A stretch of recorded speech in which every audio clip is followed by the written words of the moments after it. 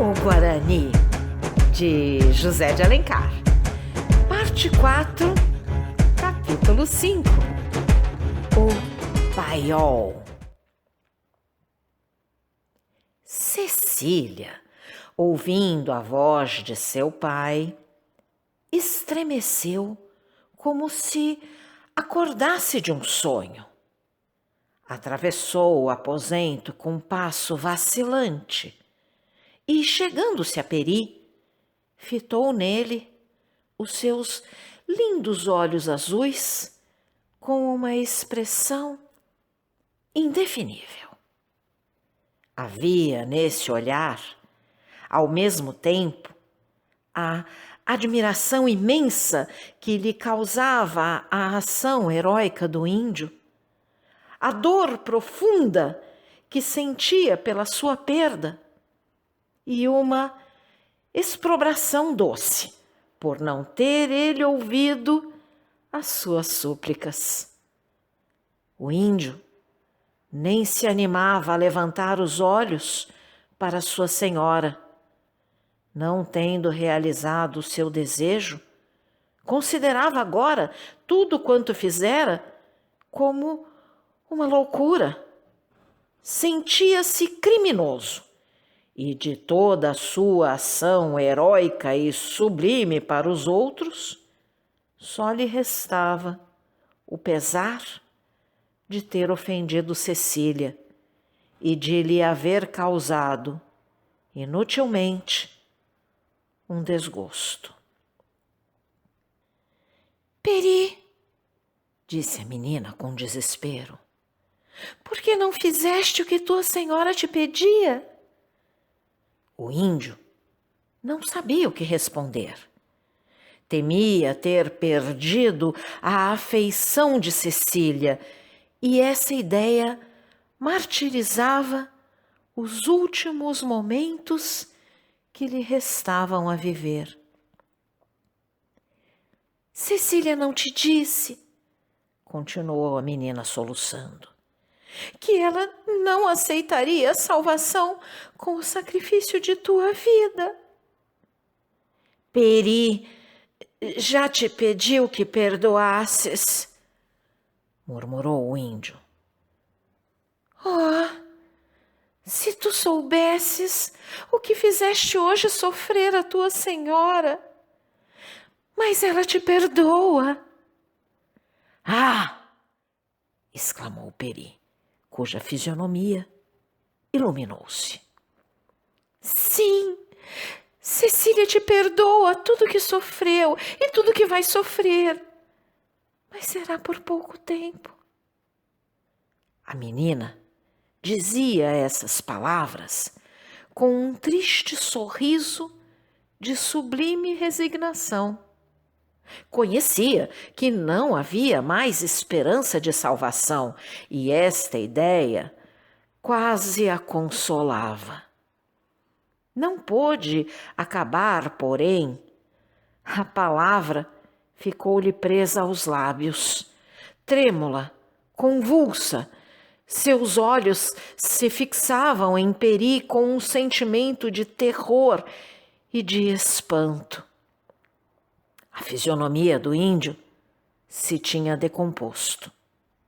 Seus traços nobres, alterados por contrações violentas, o rosto encovado, os lábios roxos, os dentes que se entrechocavam, os cabelos eriçados davam-lhe um aspecto medonho. O veneno! Gritaram os espectadores dessa cena horrorizados.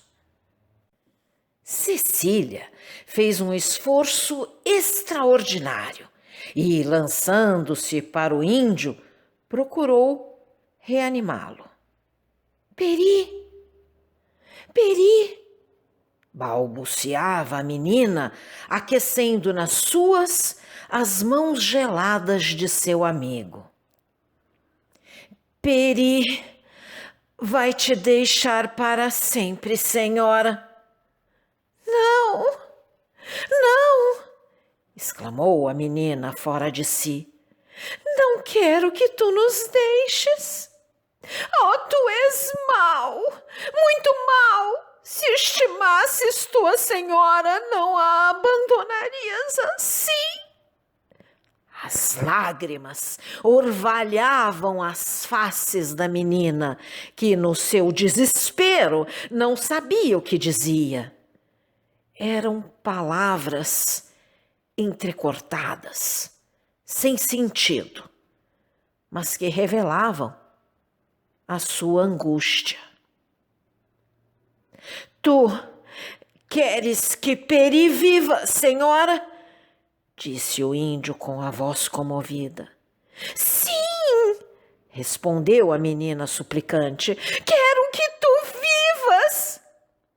Peri viverá.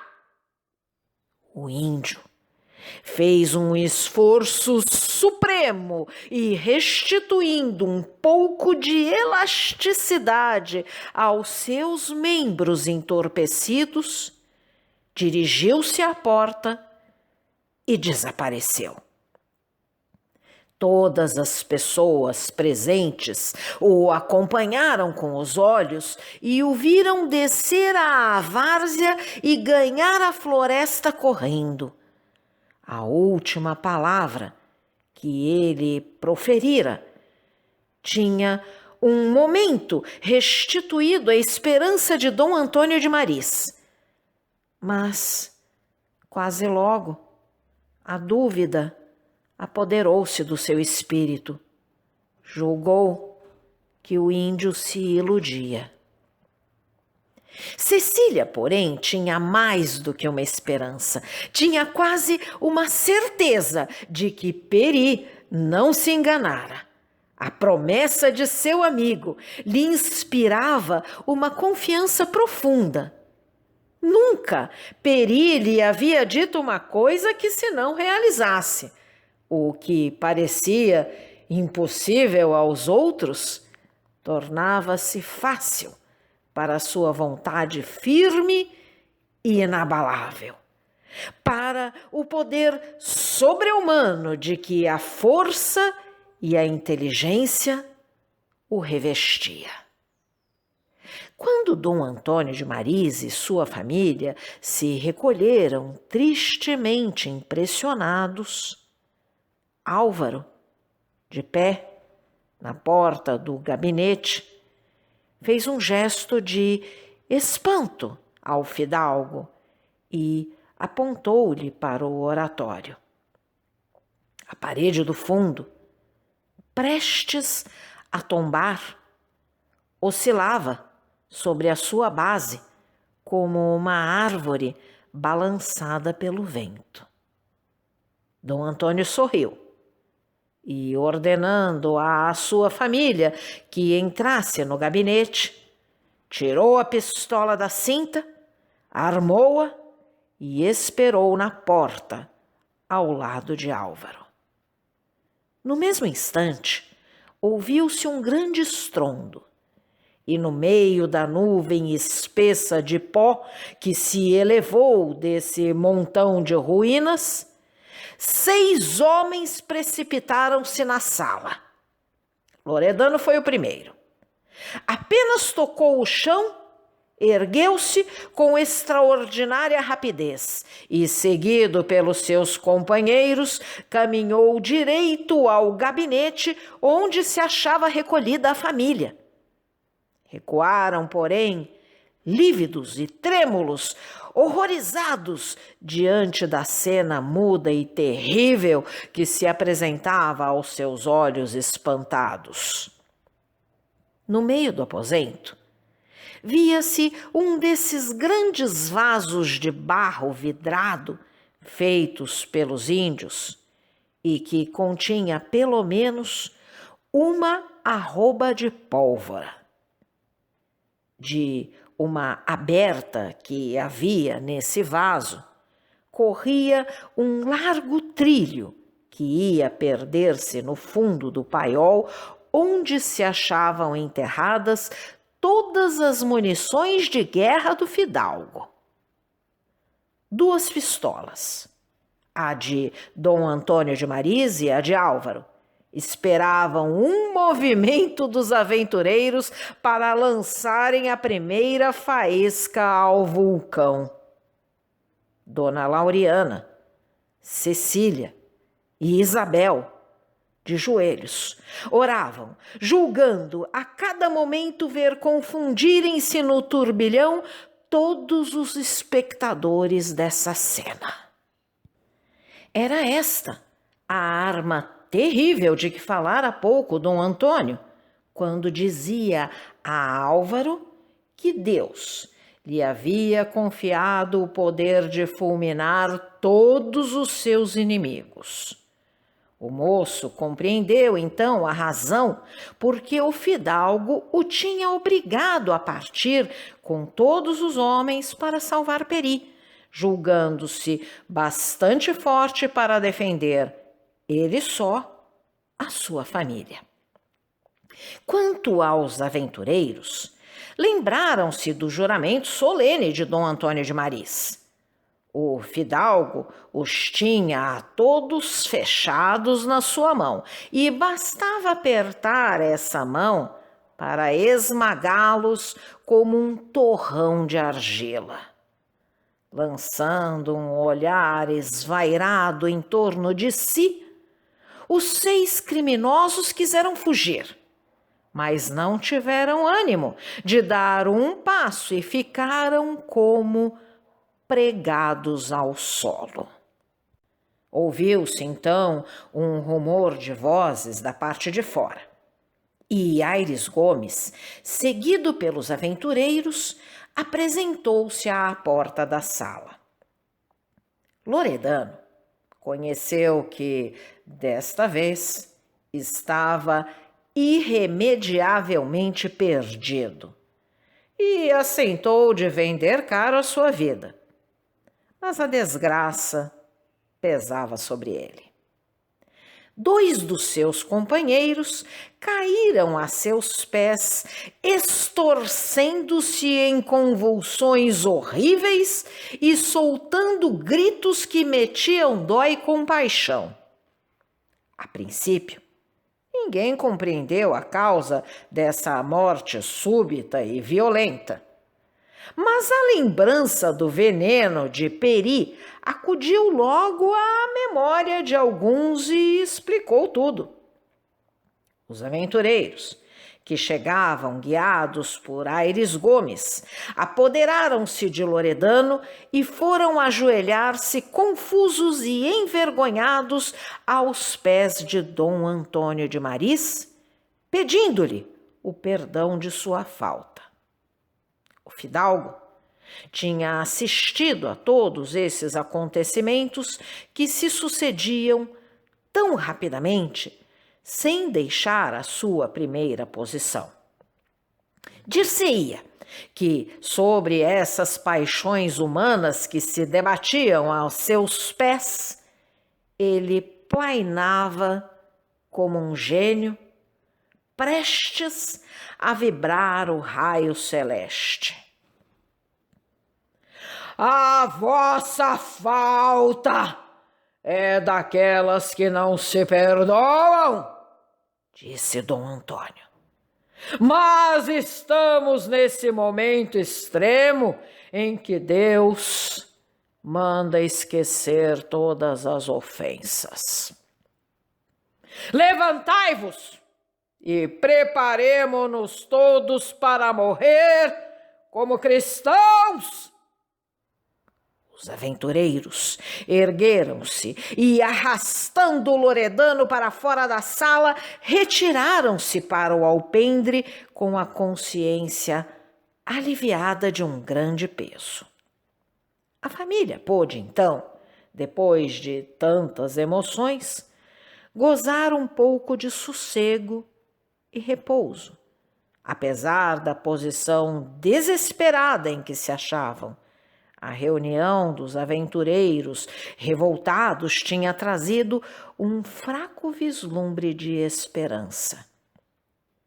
Só Dom Antônio de Maris não se iludia e desde aquela manhã tinha conhecido que, quando os aimorés não o vencessem pelas armas, o venceriam pela fome. Todos os víveres estavam consumidos, e só uma sortida vigorosa podia salvar a família desse martírio que a ameaçava. Martírio muito mais cruel do que uma morte violenta.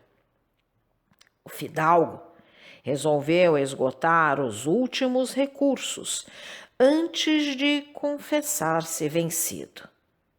Queria morrer com a consciência tranquila de haver cumprido o seu dever e de haver feito o que fosse humanamente possível. Chamou Álvaro e entreteve-se com o moço durante algum tempo em voz baixa. Concertavam um meio de realizar essa ideia de que dependia toda a esperança de salvação.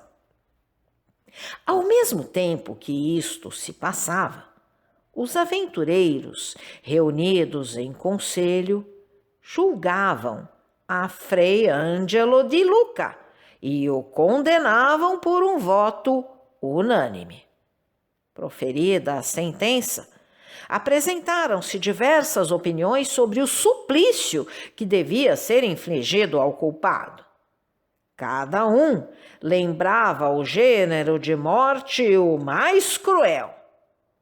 Porém, a opinião geral adotou a fogueira como castigo consagrado pela Inquisição para punir os hereges.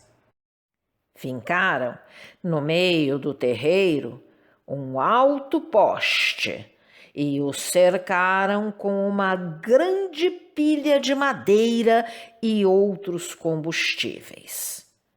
Depois, sobre essa pira, ligaram o frade, que sofria todos os insultos e todas as injúrias sem proferir uma palavra.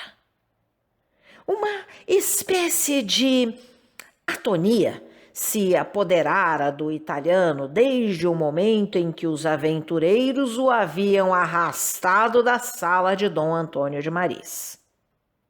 Ele tinha a consciência do seu crime e a certeza de sua condenação.